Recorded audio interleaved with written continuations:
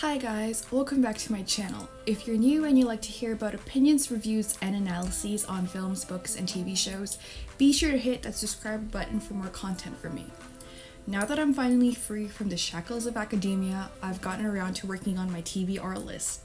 The one at the top was suggested by my friend Lucy, and it's The Love Hypothesis by Ali Hazelwood. It's a love story with a fake dating trope between PhD student Olive Smith and Dr. Adam Carlson. As usual, this video will be divided into two parts. The first part would be the spoiler-free review for those who haven't read the book yet, and the second part will be more focused on my reactions to certain things in the book.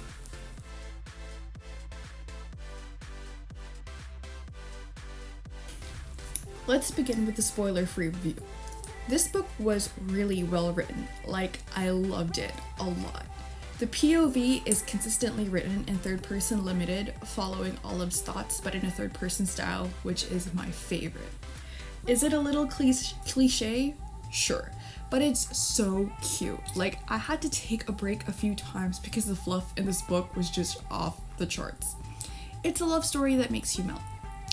That being said, usually to keep things and love stories interesting, there's drama shoved in, but there's no unnecessary drama in this book. Sure, there's some angst sprinkled throughout, but they make sense to the plot and not just done for the sake of keeping things interesting.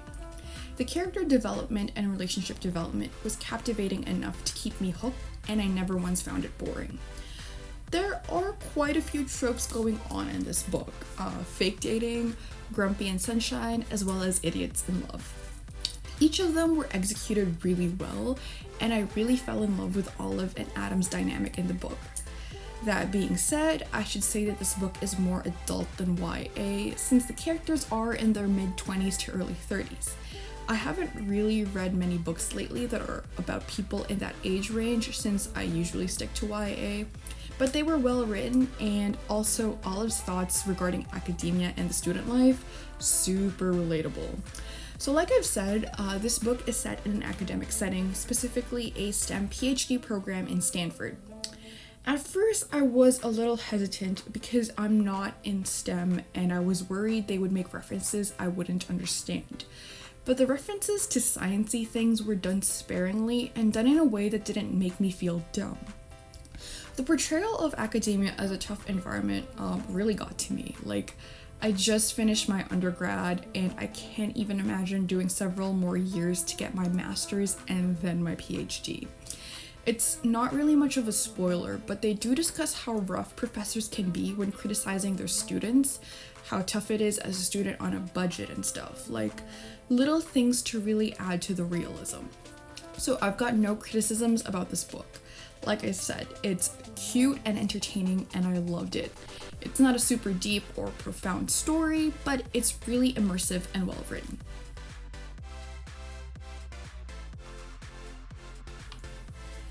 In this section, I will be giving my thoughts and reactions to specific events that happen in the book. This part contains spoilers, so feel free to skip this part of the video if you haven't read or haven't finished reading the book. I've decided to further divide this part of the video into smaller sections.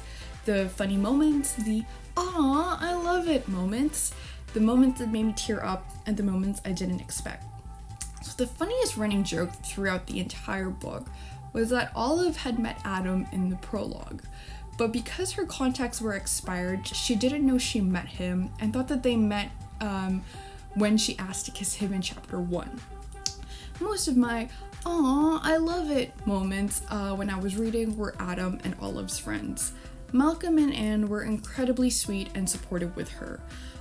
Malcolm was initially upset about her fake dating Adam, but he got over himself and was supportive for the rest of the book. Same with Anne. She didn't get mad when Olive revealed that she was fake dating Adam near the end. She was understanding and even realized she shouldn't have tried to push Olive so hard into dating. So this not only speaks to the depth of their friendship, but also their maturity too. Too often in media, you see friends who get incredibly upset when lied to, and then it's a huge fight and there's a lot of drama involved.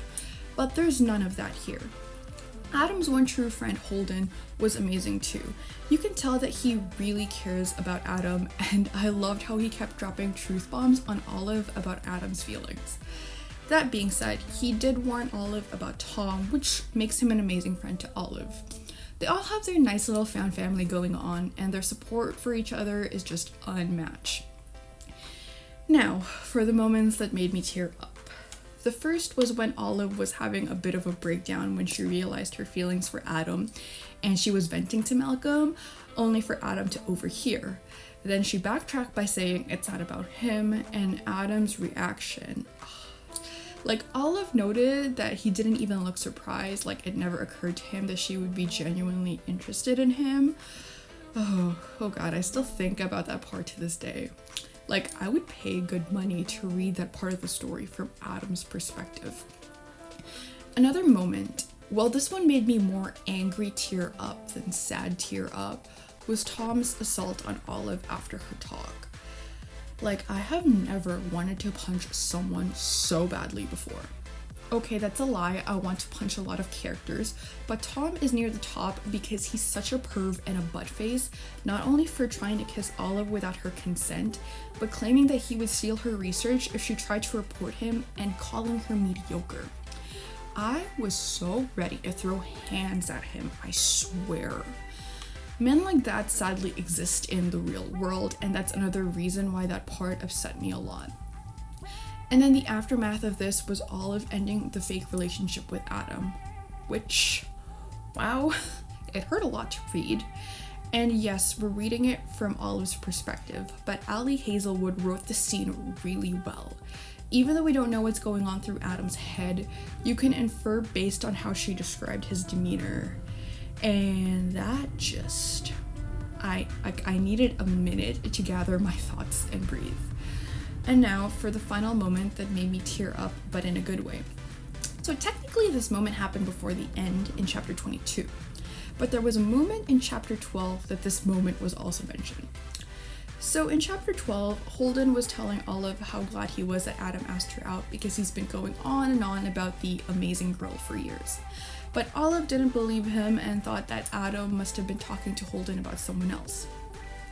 Then in chapter 22, during Malcolm, Holden, Adam, and Olive's double date, Holden brings it up again, that Adam and Olive first met when she came in for her interview and that he's been pining for her for years. Like, I knew that reveal was coming, but that still didn't stop me from melting. The man's been in love with her for years, like how is that not cute? Plus, he was so respectful too, because part of the reason why he didn't pursue her was because they were in the same department, even if she's not one of his PhD students. And then just thinking about that, and then that scene with Olive claiming that she was interested in another guy. That scene hits different when you know he's been in love with her since they met. And now, for the moments I didn't expect, the sexy scenes at the hotel. So that's another reason why I would say this book is more adult than YA. It's because of the sexy scenes. And whew, oh boy, I won't go in depth, but it's very well written. And I was just gonna end it there, but I also want to share my favorite line from the book as told by Dr. Aslan to Olive. Carry yourself with the confidence of a mediocre white man. Wise words to live by from now on.